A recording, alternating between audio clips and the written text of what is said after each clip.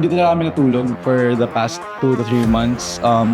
In-expect namin na lahat ng kalaban namin is talagang kaya kaming talunin, and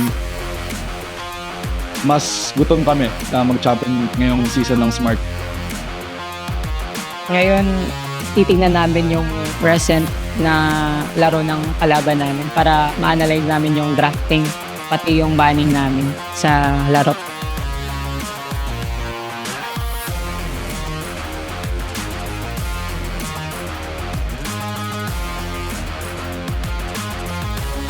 Gusto kong patunayan namin na kami mga Bisaya, kaya namin makipag-compete sa iba't ibang larangan ng esports. Gusto ko mapatunayan na hindi lang kami pang first runner-up.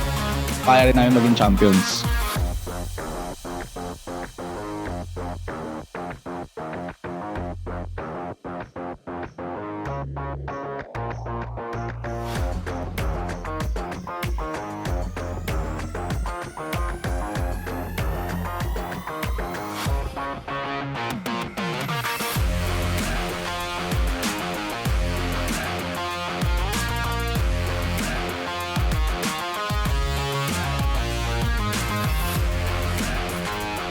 Ang masasabi ko lang is galingan natin bukas para bigyan natin ng wala nang laban yung manonood.